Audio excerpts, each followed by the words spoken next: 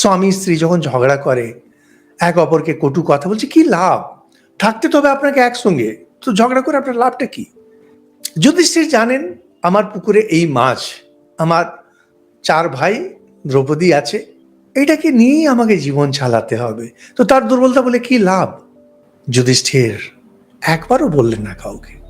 তো ওই ম্যানেজমেন্টে বলে, ম্যানেজমেন্টের লোক এগুলো যেমন হয় সব জানতা, না এগুলো বলে দিলে ভালো, পার্সোনালিটি ইমপ্রুভ করে, কোনোদিন ইমপ্রুভ করে না, আরো গোল্লায় যায়, মন দেখলেই মনে পড়বে, এটা আমাকেই বলেছিল, একবার আমি যদি তোমার বস হতাম না, দেখিয়ে দিতাম।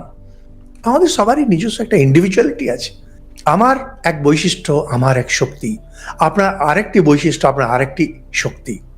কিন্তু আমার দুর্বল মন, আমি দেখবো আপনার দুর্বলতা, আপনি দুর্বল মানুষ, আপনি দেখবেন আমার দুর্বলতা, আপনি বলবেন আপনার মধ্যে এই দুর্বলতাটা আছে, এটাকে যদি ঠিক করে নেন, বেকার।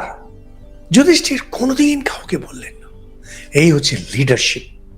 আপনারা বাড়িতে যিনি হেড, যারা শুনছেন, উনি কি নিশ্চয়ই হেড?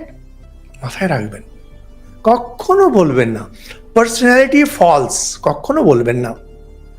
একটা ছোট মোটো দোষ আছে কিছু, এটা সেটা সেটা ঠিক আছে বলে দিলেন।